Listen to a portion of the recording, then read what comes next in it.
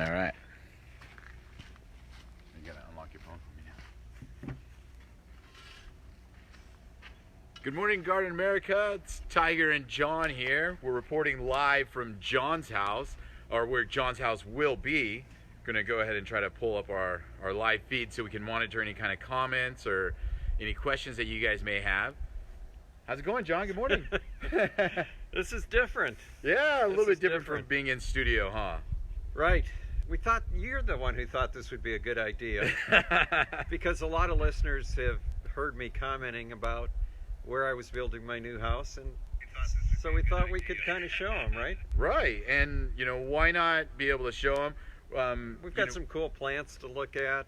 Yeah, and we'll tell you kind of why we're doing this. Good morning, Kathy.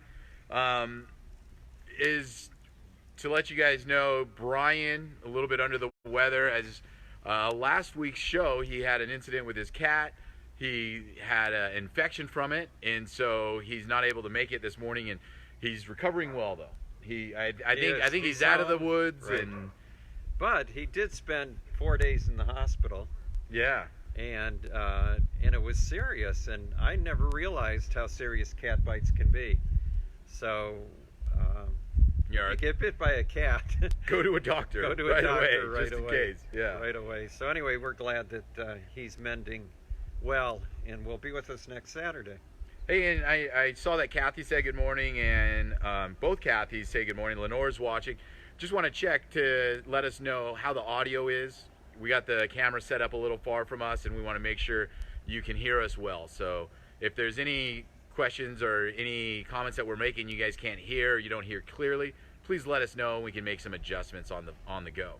And if you see us squinting, it's because the sun is right in our eyes. But we look really pretty, though, right? The sun is glowing off of us. We got this beautiful vista in the background. This is an amazing property that you have here. It is. It's a great view, but I'll tell you what, when we go to Slovenia, the views in the Julian Alps are going to be a lot better. A lot better. Okay. It's just going to be amazing. I don't know. You know, you've got some pretty amazing stuff here. Julian Alps compared to this.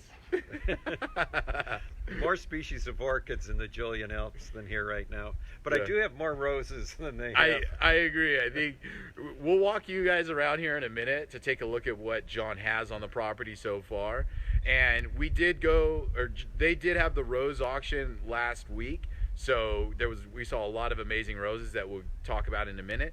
Oh, and I owe you a thank you for stepping in for Brian. Oh, yeah. It was fun. He couldn't be there. Anybody that's part of the Coastal Rose Society that was there, thank you very much. I got to be the auctioneer, and I enjoyed it a lot. Got to bring my kids.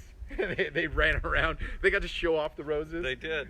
Isaac did a good job. So I didn't know about some of these, real quick before we get off topic, I didn't know about some of these roses, about how unique and rare they were. And they were in small containers. So the big container roses, I wouldn't let the children display because they couldn't hold them. They were heavy. Right. But if they were in a 1 gallon container, I'd say, hey, take this and walk it around so people can see it. You know, right. As I'm auctioning it off, I want people to be able to see the rose. And I give Isaac this rose to start walking, and the bid is going up and up. And he's only about halfway through the room, and we're at like $250. And I'm like, oh God, please don't drop it. Please do not drop this rose. The whole time I'm trying to auction and monitor him, trying to tell somebody to swipe that rose from his hands at the same time, because I do not want him to drop this rose that's about to sell for $400. It was so funny. But they did great, and he didn't drop one rose, so that was good. That was the most expensive rose, was $400, but we had a rose go for $3. Yeah, exactly. So there was something for everybody. Oh, even Tiger bought a rose. Yeah, orange juice. Yeah, orange juice, beautiful orange rose. I'm really excited about it. It was funny. I called an audible in the middle of the auction. I saw it come up, and I asked one of our friends, Susan, "Hey, would you just bid?" And she's like, "What do you want?" And at the time, roses had only been going for like $20 or $30, and I'm like, "Oh, go whatever." Well, I ended up getting it for $80, which is still a steal. But it's a great rose, and I'm well worth it, so no problem at all. It's a good thing it wasn't Antoinette. I was going to say, I would have been like, Susan, no more. That would have been bad. Yeah. All right. Excuse me. Oh, hey, Brian's watching from home. Brian. Hey, Brian. Hope you're doing better, man. Can't wait to see you next week. Yeah. Now, somebody said that they saw him at the casino on Monday. That wasn't true, was it? I hope not. Yeah, exactly. All right. So, so we're out here in Fallbrook. We're in Fallbrook, right? Right. One of the things, I had to drive up from San Diego. I live in San Diego, kind of more the city area, and John lives out here in Fallbrook. For those of you that don't know the region, that's about a 50-minute, maybe an hour drive north, somewhat east.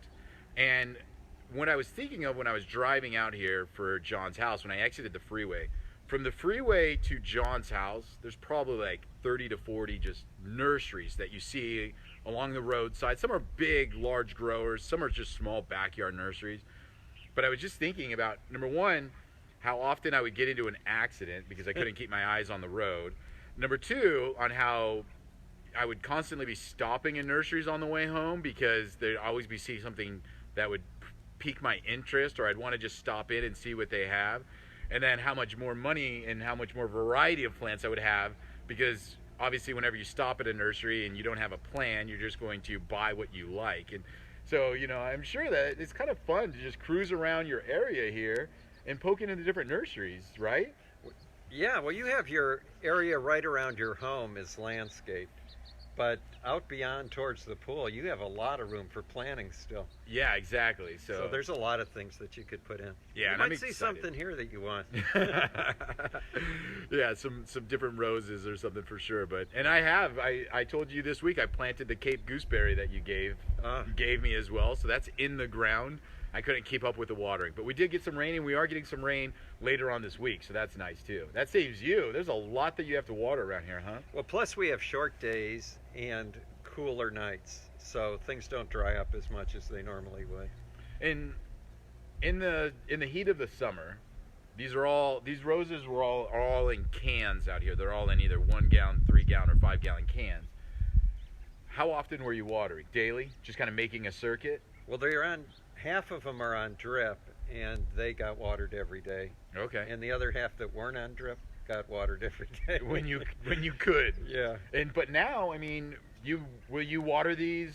Not today. But we're planning on getting weather again in another 4 days, 5 days. I'll check the 1 gallons probably on Monday or Tuesday. Okay. And right now I'm concentrated on potting up the new roses I just got. Yeah. Which were 120. And I was showing you, they were bud and maidens. I brought over yeah, show us. This is part of the work I didn't get accomplished yesterday, but these came from Wisconsin, and it might be interesting to show people what a budded maiden is. Yeah. Sounds sexy. Yeah, it sounds very sexy. And he got a chance to show me actually some that were already growing and explain the whole budded maiden process. It was very interesting to see. When you're talking, I'll grab one and I'll take it closer to the camera. All right, now what these were I took cuttings in the summer, around July, and I sent them to Steve Singer at Wisconsin Roses. And the cuttings that I sent to him had where the leaf attaches to the stem is a bud, a shoot that would grow normally. But if you cut that bud out and graft it onto a rootstock, and these were grafted onto multiflora rootstocks, which were grown from seed. Let me see if I can find one with I saw one right here. Right? Yeah, you could use that one. Yeah. So this rose Tiger's going to show you came from the San Jose Heritage Rose Garden, and it's called Mayon Decor Arlequin. A rose that's not available commercially and really hard to find, so I sent cuttings to Steve and he budded it up, and this is what we got. Tiger will bring it over there and show it to you. You'll be able to see where the bud is on the stem. Now, I will put that into a 1 gallon can, and when the rose bush leafs out, I'll cut it right above where that bud is. And the reason is the area on top is multiflora, so it's a wild rose, and you don't want that to grow. So once I cut off the top, the bud will shoot, and I'll have the Harlequin Decor rose. So I got to do this 120 times today. Good thing, It'll good be thing, you know, it's nice weather out here today. Somebody asked the temperature. I think we're at about 65 right now, but it feels nice because the sun is directly on us. Right. And, you know, it'll probably get into the 70s today, right, for you? It's supposed to go to 72, Yeah. 73. A perfect day. Yeah. I mean, it was funny because when I first arrived here, it was about an hour ago, and the sun was still a little bit low, and John and I were walking around, and he says it was cold, and I'm like, John, it's always cold up here. Like, this is cold weather area, and you know, he thought it was a little bit colder, and I expected it to be cold, but I come from San Diego where 65 is the low, you know, and you know where that's like a midday temperature kind of a thing here as well. Yeah. Sometimes in the wintertime. So yeah, Budded Maiden, what do you have right next to you right now? Well, this I thought was interesting because I got this from Bruce and Sharon Asakawa, and they collect. Trying to think of the scientific name. The Japanese name is Omoto, and why can't I think of the scientific name? Which it'll come to me in a second. But these are plants that go back to the days of the samurai. Okay. And they would carry them from one area to another as they moved. And there's, you know, the Japanese are kind of crazy when it comes to they love their variations plants. on plants. And so this one has the leaf going down the center, the proliferation, which is called they call a running dragon. That's cool. And this one is even more rare because it has two of them, so it's a double running dragon. Okay. And the variegation as well. Yeah, and the variegation makes it even better. Yeah. So running dragon is what they call when it goes down the middle of the leaf. Right. And then that one is the double running dragon, and I think even though it's getting warmer, my brain is still not melted or thought out, and I can't think of the I bet somebody on Facebook knows the scientific name. Is it a bulb? No, it's not. God, that bugs me. This plant here, I'm really intrigued with because it's a hemianthus. And hemianthus are also called blood lilies and different kinds of lilies, but this one is called the tractor seat hemianthus because its leaves are look huge, at how large. huge compared to a regular hemianthus. A regular hemianthus would be maybe 20% leaf size on that. Yeah. And then when it goes dormant, the leaves fall off, and then it puts out a flower spike with pink flowers. And it has a fuzzy underside to the leaf. Yeah. That's nice. It's very cool. Yeah. I don't think those are available anywhere. Wow. I got that one from the San Diego Botanic Garden. Oh, really? Yeah. When they do their annual plant sale, or do they just have it available? When no one's looking.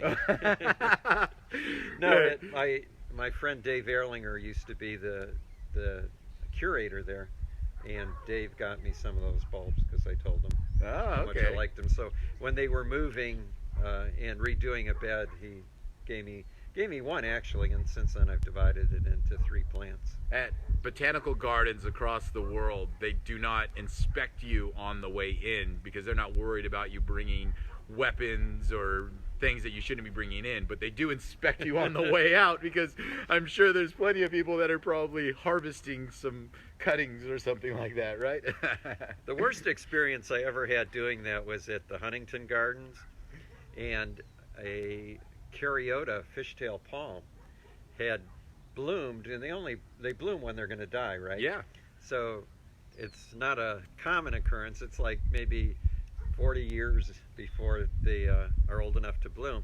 But when they bloom, they put out seeds, and these seeds were on the ground, and I had never had a fishtail palm, and I thought, I'm going to pick some of these seeds. Yeah, they're just on the ground. Yeah, so I put them in my pocket, went home, and then started cleaning them, and I didn't realize that there was something in the seed that is really irritating, like poison oak. Oh no. So I learned then that maybe I should ask before I do things in the future. Oh, that's funny. Good morning, Ping. Glad to see you're watching. I'm sure John has some of your roses in our background. We'll take a little walk here in a minute. Well, you know, we need to thank Ping for his participation in the auction. Ping By the way, Ping is probably one of the world's, Ping Lim is one of the world's leading rose breeders at the moment. And we auctioned off a rose called Red Captain. And Ping told us there may not be enough available for next year because they have one order to Japan for 200,000. Oh, wow. Just to Japan. And he said that over in Asia, they had all the roses out there this summer. And then in the middle of summer, when you've got 90% humidity and temperatures near 100, nothing was blooming except the bed of Ping's Red Captain was in full bloom. Okay.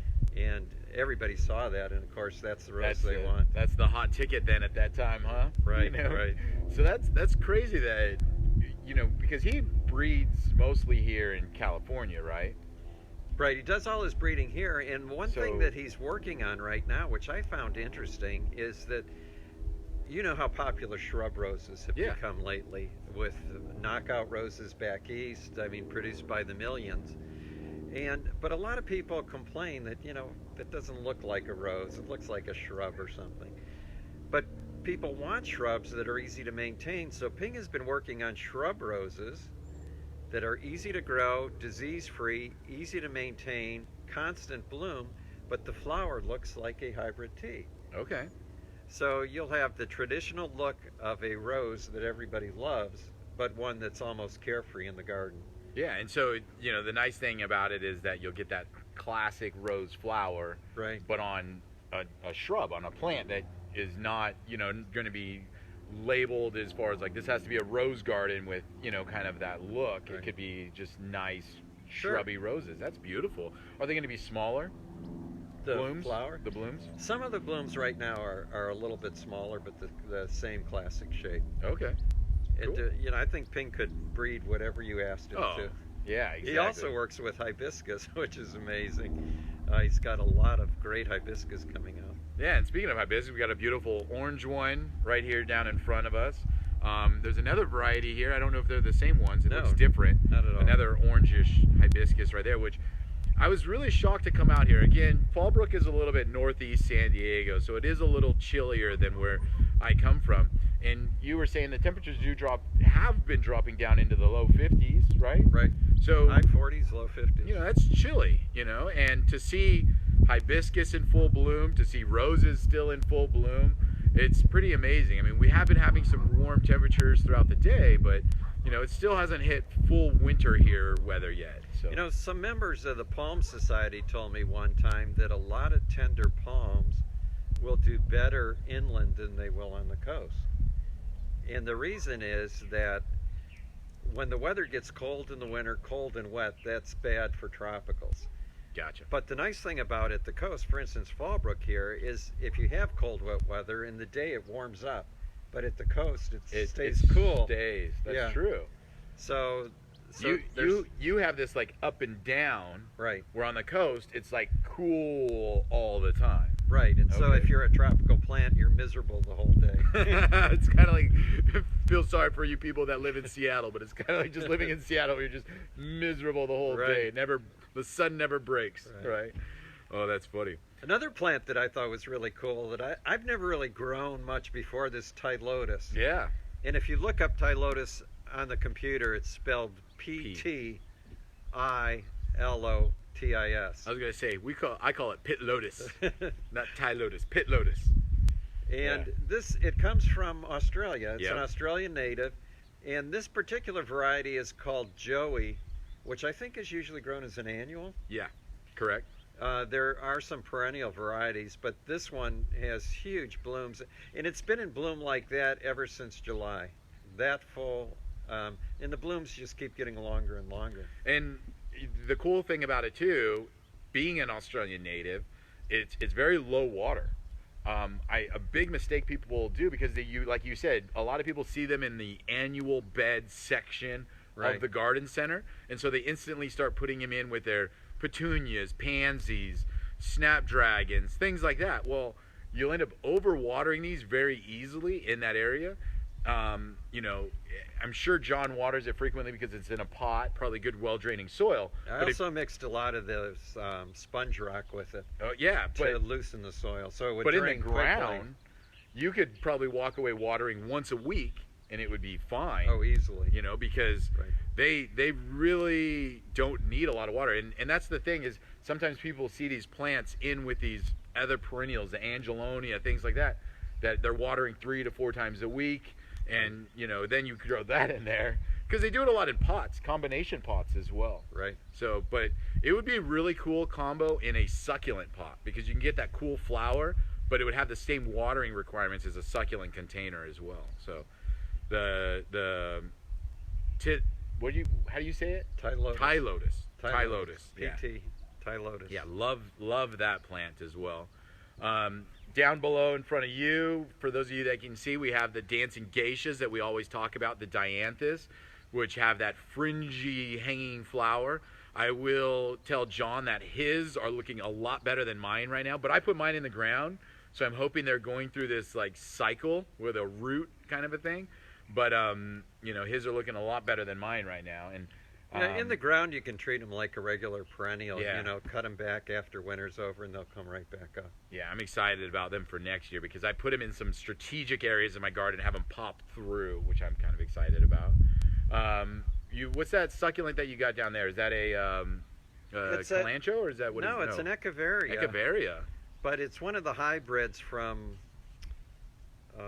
Renee O'Connell Oh, over at Altman Plants. And that one's called Gorgon's Grotto. And I think it's just cool because it looks like an undersea coral or sea fan or something. oh yeah, yeah. That's a common thing that they do with succulents is trying to make them coral reef design, using Right. rocks and different varieties of them to make them kind of look that way as well. Yeah. And then the last little dianthus that we have here on the table, which one is that? Oh, I just stuck that there because it's one of the ones we sold 2 years ago. Remember we sold the pot Yep. carnations? And, you know, that's been in there now for 2 years and doesn't grow very fast, but it blooms all the time. Gorgeous, nice little Perfect. orangish. Yeah, perfect for a container. Yeah, exactly. And then that beautiful bougainvillea behind you. Do you know what bougainvillea that is? No, but it looks like one of those flame torch varieties, but in purple. It's a species bougainvillea called Bougainvillea arborea, Okay. which is a tree that gets to be 30 to 40 feet tall. What? Yeah, and the trunk I saw probably in maybe this big around. It's like this. It was a full So a grown, real tree. a real tree. Because I've seen bougainvilleas that Are shaped giant, up like a tree. You know, like a tree. No, this is an actual tree. And it's a species that grows that way. Does it Right. always have that purple flower? Or do they have other flower colors like I don't other think any bougainvilleas? breeding's been done with it, and they all look like that I've seen. I'll have to look that up because the one thing I don't like about bougainvilleas is how crazy they are and tough to maintain. Right. But if you had a tree that just grew into a tree, I think that'd be really nice. And Yeah. how long have you had it? Well, you can't measure growth rates by the length of time that I've had a plant. No. Because I torture them. But no, and that's not why I'm asking as far as growth rate. I'm asking because does it go fully dormant in the wintertime like No. bougainvilleas normally will do? No, or does usually it stay? keeps its leaves. Oh, Yeah. that's cool. When I went to Fairchild Gardens in Miami was the first time I saw that, and you know, of course, if you're walking through a landscape and you see a whole tree like that in bloom, you want to know what it is. Yeah. And when I got there and saw it was a bougainvillea, I was just shocked. And I wondered, why don't we have these in California? Yeah. And I don't know why. I thought maybe they might be a little bit too tender, but if it survives here, I'm sure it would do well in San Diego. I would sure do really well, and it's blooming in full bloom right now. Yeah, it started blooming a little bit later. I think it started blooming probably 1st of August. Okay. But since 1st of August, it's been like that in full bloom. Cool. All right, so I'm kind of monitoring the Facebook feed as we're going through this video right now. I think what we'll do right now is we're going to get up and we're going to kind of walk, show you a little bit of the views, show a little bit of John's property. We're going to just walk through the rose bed behind us, talk about some of the varieties of roses that he's got on his property and what he's going to be doing with them or anything kind of special about them. So, yeah, let's go ahead and get up right now. Let me grab the camera. I'll monitor this and we'll keep talking.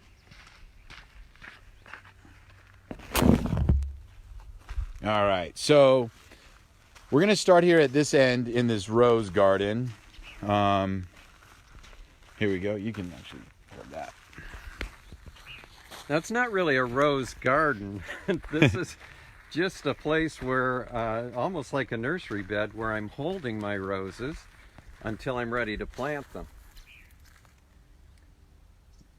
And right now we have about 1,500 that are going to go into the permanent rose garden.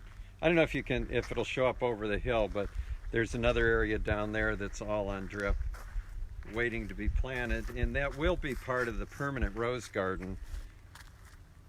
And for those of you that have heard us talk about his cashmere cypress before, there it is right there in the middle getting ready. You know, he'll be planting that up here pretty soon. Thanks to one of our listeners and to you, because you picked it up. So I appreciate it. So one of the interesting things, for those of you that are watching right now, if you look down, you see this row of trees down below. John's property goes all the way down into those trees. So, you know, he's got quite the task ahead of him to be able to kind of landscape this all out once the house is built. But you can see the common problem with landscape and lots is you want to maximize view, but then you don't want to obstruct it with your landscape. So it's kind of nice that you have this lower yard area, because you can still plant things that are going to get 15, 16 feet tall, but they'll never obstruct your view when you're sitting up here in the top area. So, you know. Jeffy was from Neeland was asking what the elevation is. I think the elevation in Fallbrook's around 1,200 feet. Okay. So I guess we would be close to that. Yeah. Not too high. All right. So. And then Carolyn says it looks beautiful out here. Thanks for doing this. Thanks for watching, Carolyn. Yeah. Look at all the leaves and all the flowers still in bloom here. What's your fertilizing schedule with these? You use a slow release. You use Osmocote, right? I used Osmocote one time, and that was it. How long ago was that? When you moved April. them? When you moved them up here? So what are we now? We're 6 months ago? Yeah. Osmocote's only a 3-month release, John. I think I have a 4-month. But it's perfect because they shouldn't need anything right now, right? Right. I don't want to fertilize them now because they need to take a little rest. Yeah. Any varieties here that you want to point out? I was thinking that we would go through one variety at a time and talk about each variety. We'll be here all day. Oh, wow. Look at Jeannie Ann. Look at that color. Yeah, now that's a miniature. This gold roji, which was right next to it, is a Japanese miniature from Asami, and I got that from the San Jose Heritage Rose Garden. It's another rose that's just not offered anywhere. That tall rose to your left is a rose that I think is out now. It's put out by Mayan, and I think it's called, is it Francis Mayan? Very fragrant. Would that be like a florist style roses on a single stem like that, or? Well, it's a hybrid tea, and traditional hybrid teas look just like florist roses. Pretty sure it's Francis Mayan. It bites me every time I try to look at the tag. Homage à Barbara. That red. I don't know if this camera can catch that, but that is absolutely striking red. Barbara was a French singer who went by one name, like Cher. Oh, really? And was a singer during the Rat Pack time with Dean Martin and Frank Sinatra. And she was kind of the French version of that type of singing. And homage à Barbara means, to honor Barbara. We got a worker over here making sure all the roses get pollinated.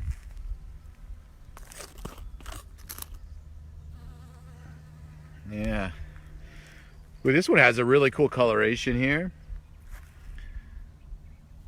See if we can pick up the stripes on it. I think that's Pink Intuition, and it is a florist rose. You know, red intuition and pink intuition are florist roses. Yeah. I'm trying to figure out if our Facebook questions are at the top or the bottom. They're at the bottom. Oh, okay.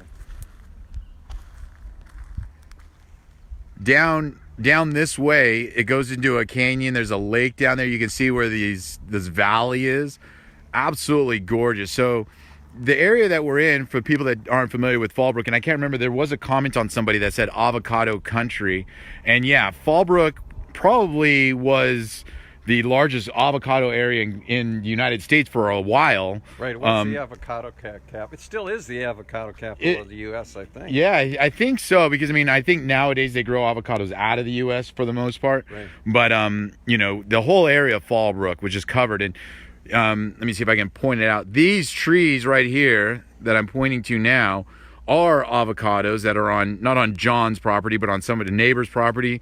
And then if we look just at the base of that mountain, you see a green grove over there. Those are all avocados. You know, so a lot of avocados, a lot of citrus grow up here. But this valley here is just an absolutely stunning, just regular, you know, this is all native shrub, chaparral kind of valley growing right through there. And when we talk about San Diego County, and we've talked about this before, where we don't have trees, as you can see, when you look at our native landscape, the only area where there's trees is where there's water, which is at the bottom of the hills. All the upper areas, you know, that's all shrubs. That's all, you know, ceanothus, chaparral, you know, just standard shrub brush, no trees. They only find those oaks, sycamores. Those are all going to be down in our, you know, low-lying areas where there's constant amount of water, which, for those of you also that don't know San Diego County, we get an average of 10 inches of rain a fall a year. Just in this past storm alone, most areas got 2 inches. And then I think they're expecting another 2 inches in this next week. So in 2 weeks, we have half of our rainfall. Almost, right? But the problem is with San Diego County is that could be it. We never know. Sometimes we get an early storm and then we don't get any more rain. Hopefully not. Hopefully we get a good amount of rain this season, but we'll see. Rick wants to know how well the roses are going to do in the pots until they get planted. What do you think? Well, they better do well. Some of these roses have been in pots for 2 or 3 years already. And if they're maintained, you can easily keep a rose in a pot as long as it's big enough, I would say for 10 to 15 years. So I think these will be fine. You know, you were looking for unusual roses, and the green rose is just behind you if you wanted to show people. Where? Right here. Oh, yeah. Here's a bloom right there. So here's a bud. Let me see if I can get this. These are budded up. And you would think like, oh, it's nothing, you know, exotic or normal. But then when it opens, you start to see it actually, it looks like just a bunch of leaves. You know, that's exactly, almost exactly right.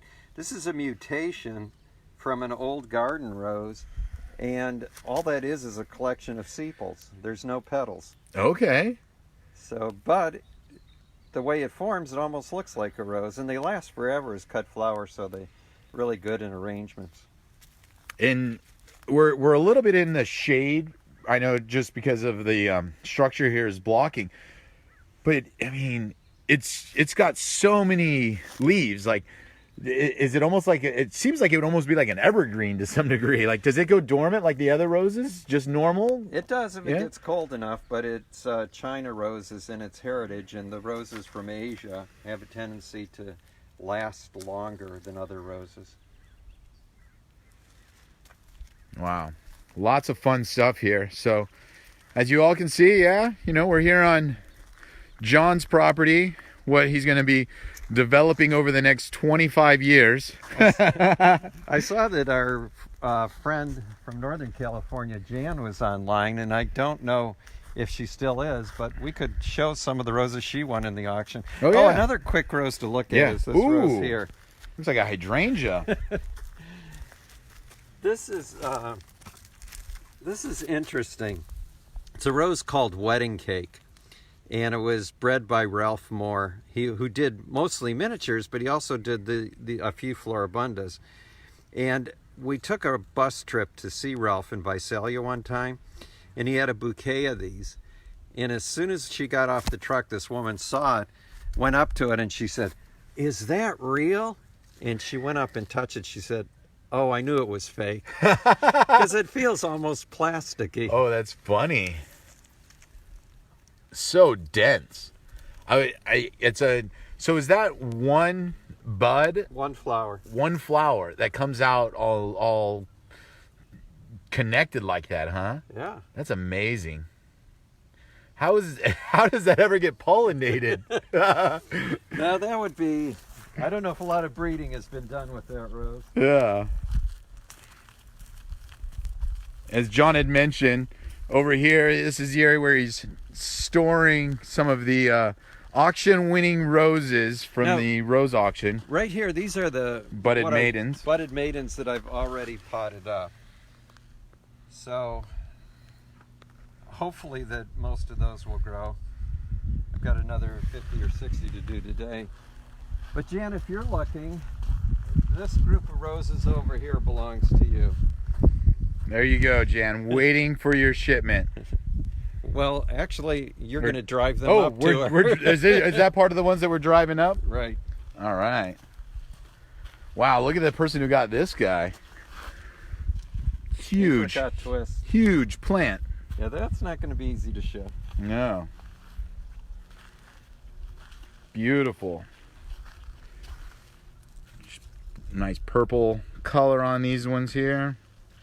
We could talk about roses forever, but Yeah. I'll do this one here last because I really am intrigued by it.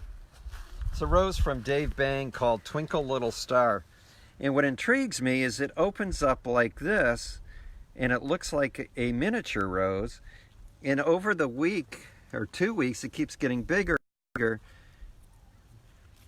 Wow. That's Escondido Sunset. I was going to say. But then it gets But bigger. then, yeah, I mean, look at the size that it gets to, and it normally holds its shape the whole time. Yeah. And it's also extremely fragrant. Loves the heat. If you're in a hot area, the temperature gets up to 100, it'll be really happy. All right. We could show my guest house. Yeah, so the cool thing about John's property is that we're able to put a lower, you were able to put a lower area too. So we have the lower, and then even then there's going to be down below this, there's going to be another rose garden there. Right. How many roses do you have now currently again? About 1,500. And so you figure out all the space that you have should be able to supply all 1,500, no problem then. About 2,000, I think, So is what I'll end up with. Yeah. Someone on Facebook wanted to know how much property it was, and it's 3.5 acres. The ravine area, though, may not be usable, so we're going to try to keep that, clean that up, and then make it like a park-type setting and put camellias and hydrangeas and other shade-loving plants under there. Well, I was just thinking how fun it would be to kind of leave it natural and, like you just say, throw in some of those fun plants that you can see poking through the natural landscape. You mean like Kiffskate roses? Just have it take over the whole thing. Yeah. So we're out here in Fallbrook at John's property. Lots of fun stuff that he has planned. Lots of good space for him to be able to do all of the rose breeding, growing, finishing, saving of unique or endangered roses. Should we sit back down for a minute, John? Sure. All right. I think we're all set there.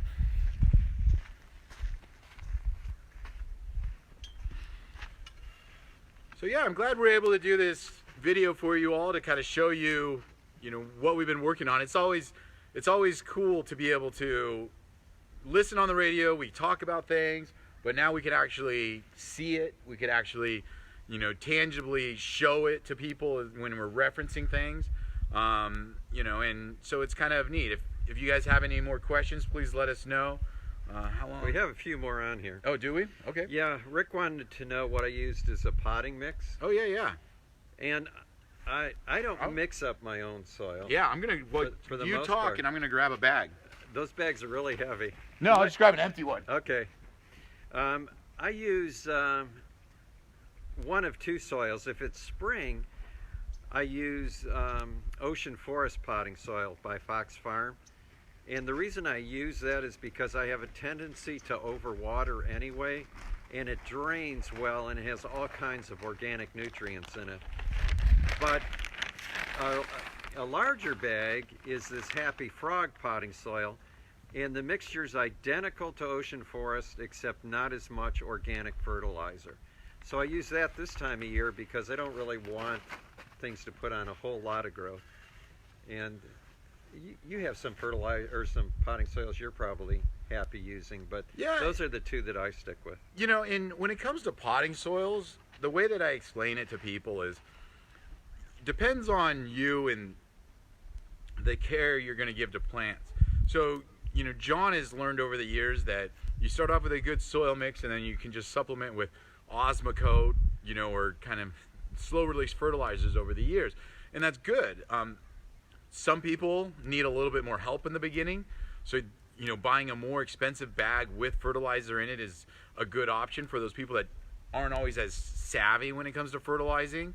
And then some people, like you mentioned, will mix their own because that's what they're accustomed to. So they'll start with a real basic potting blend, and then they mix in their cottonseed meal or Osmocote or whatever it is that they kind of do to kind of work with that. But I think the key for everyone to take away from anything in containers has to be a potting soil. You never want to do a planting mix, never want to do a compost, just because it retains too much water for pots. And people think like, oh, I just won't water it as much. Well, the problem is that pots are usually outside, and that one time it rains and then it doesn't dry for 3 weeks, you will kill your plant, and that's when it'll rot out and die. Those soils aren't, or those types of materials aren't complete. They were made to be mixed in the ground to supplement the soil in the ground, not to sustain a plant all by itself. Right. And usually those are light. They don't have a lot of substance, so you put a plant in there and it just falls over when the wind comes. Yeah, exactly. Yeah. So,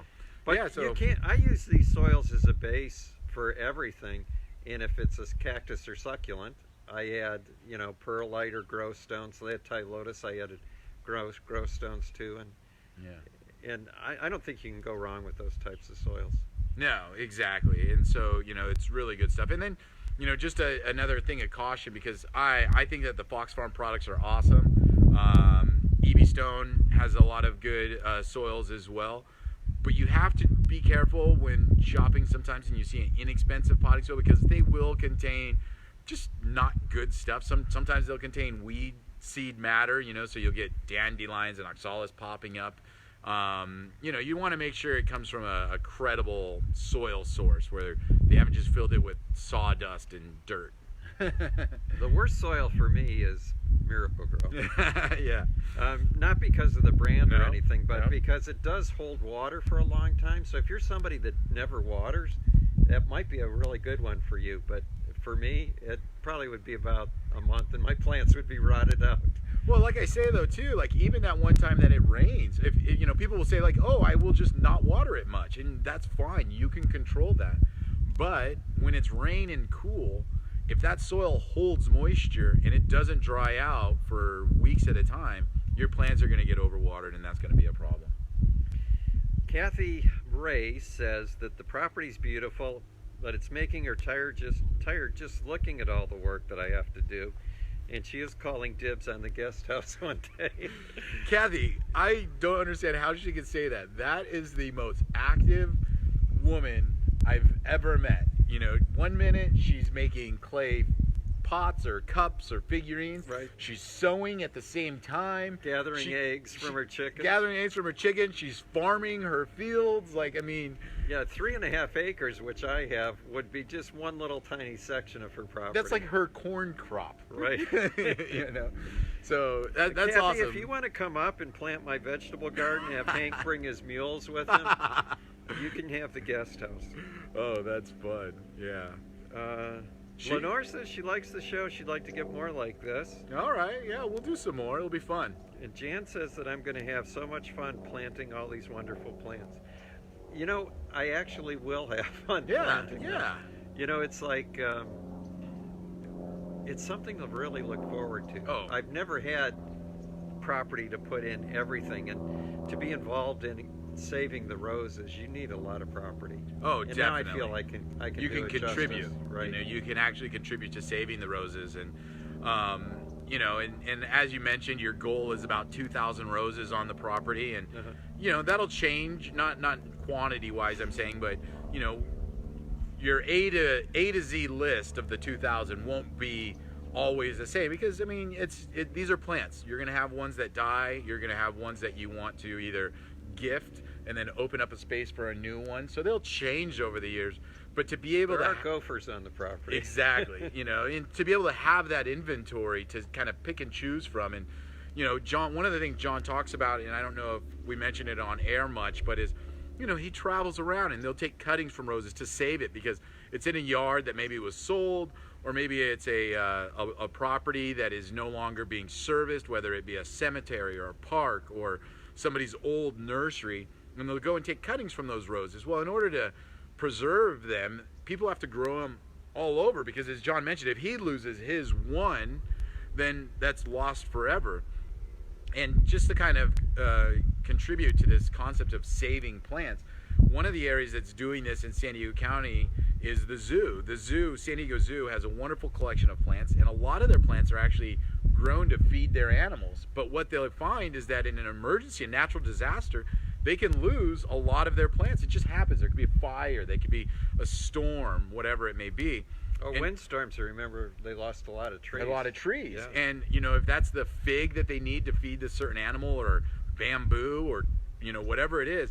So they started planting these strategic groves all through San Diego County to make sure that they're always insured of that food source or that plant if that was to ever go away for them. And that's what John and his organization across the country, across the world, are doing, is they're trying to set up these areas where they can preserve these varieties of roses. As we can see, there are a lot of very pretty, unique varieties that you know, have a lot of special uniqueness to them. I mean, that rose, the green rose that you talked about, I hate to say it, but you'll probably really never see that hit a nursery or garden center, because it just isn't, it's not as marketable as some of the other varieties. And so, you know, if you don't grow them, your organization doesn't grow them, they will eventually just fade with time and go away. But it's still a very unique and good plant. One day, who knows, we will need it to do something with, to breed with, or whatever it is, and you'll have it there ready to go.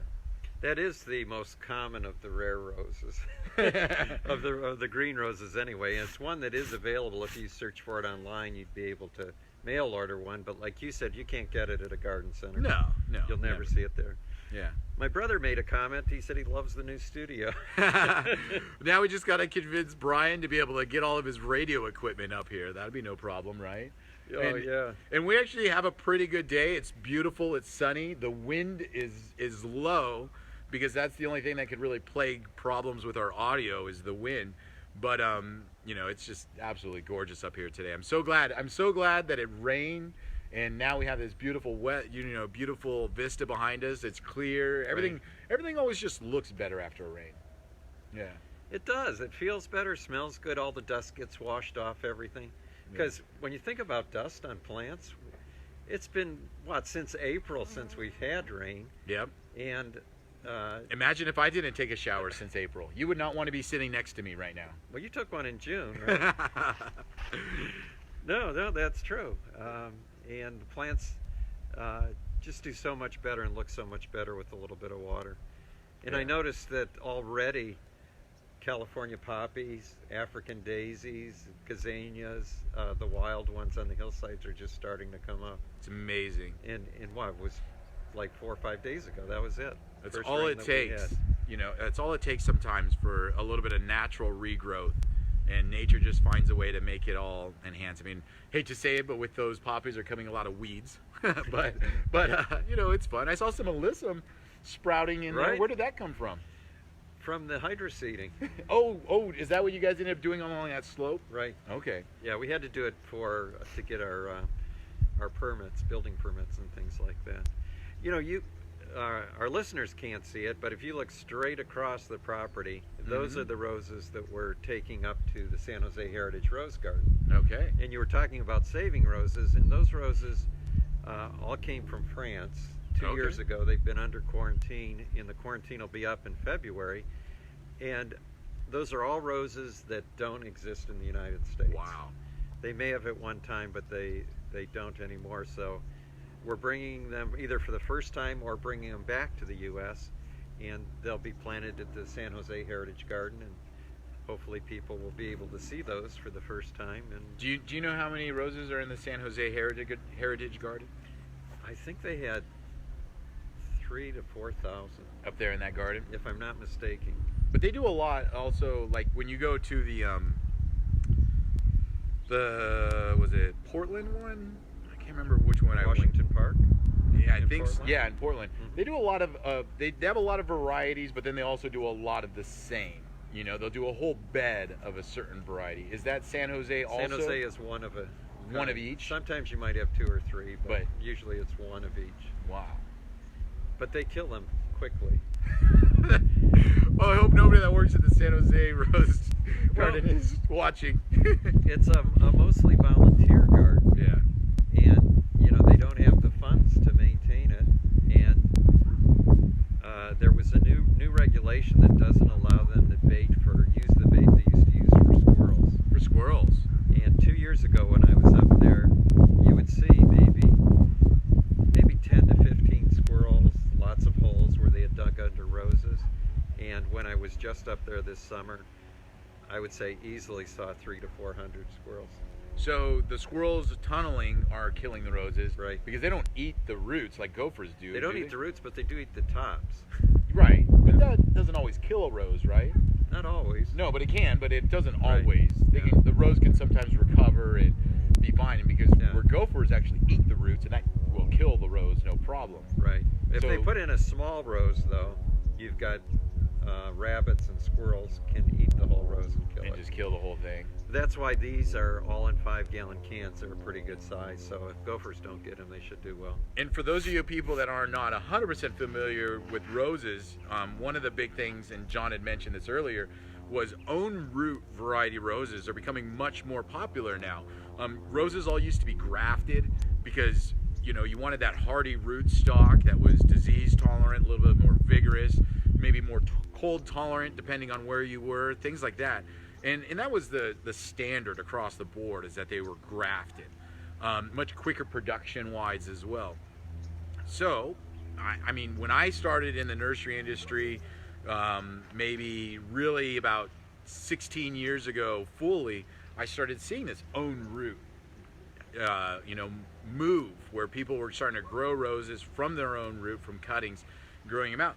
The cool thing about that is, as John just kind of mentioned, was that if that plant was to get eaten down, if the frost was to completely kill the top of the plant, if it's an own root plant, it could come back and be that rose, where if it was grafted, it would come back and it would be Fortuniana or whatever it would. It wouldn't be, or whatever the rootstock is. It wouldn't be what you had planted because it was grafted. So, you know, that's kind of nice to know that we're moving in this direction of own root. So even if we do run the risk of losing a rose, there's that opportunity for it to possibly come back and still keep the variety intact. You know, that's pretty amazing. Lenore mentioned she can see the rose, the pink rose on the tall stem in the background. And that particular rose is one rose that is available commercially, so you may get that at a garden center. Which was that one again? You can certainly mail order it, and I think it's Francis Mayon. It's the one that had so many thorns at the bottom that I didn't look at the tag. Oh yeah, that's right. Yeah. It's definitely either Francis Mayon or Anthony Mayon, but if you remember, the last part of the name is Mayon, Meilland.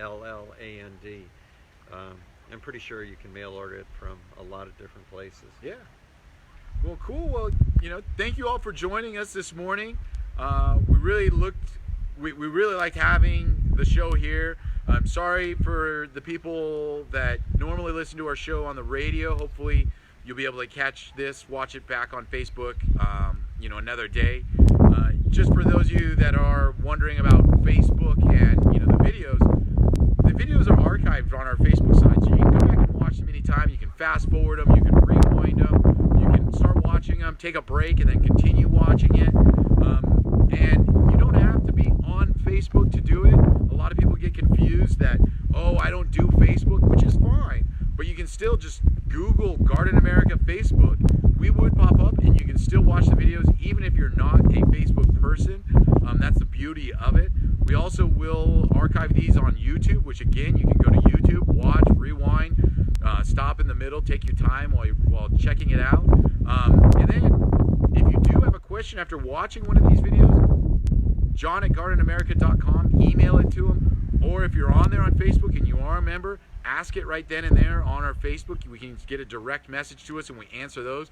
We get those throughout the week. We love to answer them for people. Again, our trip that's coming up is filling up nicely, so we're really excited about it. We have about 24 people possibly signed up now, 22 people I think signed up now, and we're looking forward to going on that trip. Beautiful region that we're going to be going to, lots of fun stuff, really a great opportunity. And I know that a lot of people see these trips, and when I see these trips come through every once in a while, I'm like, oh, it seems like a big expense, but I would say it's well worth it after going on these trips before. Things you'll never get to experience ever again if you were to do this trip. You can't buy this kind of a thing, this kind of experience, going into private gardens, going into back areas of maybe public gardens or things like that, or just being able to have somebody that's going to give you the history of certain things. Yeah, the local tour guides are amazing. They're the people who really know what happened in that area, and walking through by yourself, you would just never get that. No, or being able to have that unique story. I mean, we were walking through a garden near Oxford College, and the guide had told us about this bench that, and I can't remember off the top of my head, but Tolkien was it Tolkien? Yeah. Used to just sit in this garden on this one bench, used to sit and, relax or sit and write or, just kind of hang out. And, it's just amazing. I could have walked by that bench 1,000 times and never even known anything like that. But, fun stories like that we will be able to share and you will be able to experience while going on the tour. So earthboundexpeditions.com is where to find more information about the trip that we're going to be going on. And then coming up in the next few weeks, we'll be having a lot of guests that refer to great holiday gift ideas. We'll be talking bare root season coming up here, so I'm sure we'll have some bare root growers, some different experts in bare root gardening, because that's going to be the next hot season starting in January for a lot of people will be bare root, and lots of fun stuff. So it's definitely not a slow time of year. Looking online, was I right? Did I see Mission Hills Nursery has Christmas trees? We got in our Christmas trees last week, and we've been selling Christmas trees. The day we got them in, we've been selling Christmas trees ever since. And it's for those of you that live in California, I can give you one word of caution: Christmas tree numbers are low, and if you're going to get a tree, get out there quick, get it soon, because they're a particular type, like noble firs or something. All trees. No, across the board, all trees numbers are low. But if you happen to be one of those people that also like the 10-foot size trees, we can't even, and we order a lot of trees, we can't even get any more in. They've just sold out across the country, or across California, for anything 10 foot and above. So very hard tree to get. 6 to 7 foot, 7/8, those are common numbers, but they still will be selling out. And so, if you're planning on getting a Christmas tree, get out there this upcoming weekend or the weekend after, because after that you're going to be slim pickings when it comes to Christmas trees. A lot of farmers are still recovering from the depression era, and so they still haven't got their numbers up to match the need. And this year, with such a good economy happening right now, a lot of people are going to be buying trees. It's not like bedding plants where you can just go put in a crop and sell it in a couple 6 months. weeks, exactly. No, the 6 to 7 foot Christmas tree takes about 7 to 8 years to grow. So they had to plan 7 to 8 years to grow for this year's crop. And if you think about that, they were just getting out of that depression they're still not fully growing. And it's sad to say, but a lot of farms are going away. Family farms that have been around for years, the generations are just not taking them over, or they get bought up by a larger farm, or they just, sell to homeland. This is farmland is much less valuable than putting a home on it. So, right. It's much more valuable for these farmers to sell their land and then develop it into homes or whatever they want. Yeah, other than Christmas tree farms. So definitely get out there and get your Christmas tree as soon as possible. Anything else? Oh, what? Do you get live Christmas trees too? Yes, we do get live Christmas trees as well. Aleppo pines, stone pines, deodar cedars. Those are probably the top 3 live Christmas trees that you can get in California. I don't like to get the Scotch pine. Did you remember getting those pokey pines that you would have to have in a garden center? And you would probably get them in cut nurseries too, right? Well, in Michigan, that was virtually always sold, was Scotch pine. So pokey. And I used to work for a company called Frank's Nursery, and each store would sell 20,000 trees. So when I came to California and I saw that the nurseries were carrying 500, 600 trees, I was shocked. And I was really shocked that they weren't Scotch pine. Oh. But that's, I think noble firs are much nicer. Yeah. Douglas firs too. Yeah, noble fir, Fraser fir, all those are much nicer than a Scotch pine. All right, well, everybody have a great weekend. Have a good Thanksgiving. We're not going to see you until after Thanksgiving, but we will be live again in the Saturday after Thanksgiving. So look forward to seeing everybody then. Gail wishes Brian a quick recovery, and he's mending well, and hopefully he'll be here with us next weekend. Yeah, exactly. If not, we'll be eating turkey on the show without him. There you go. Yeah. All right, everybody. Have a good weekend. Thank you very much. Happy Thanksgiving. Happy Thanksgiving.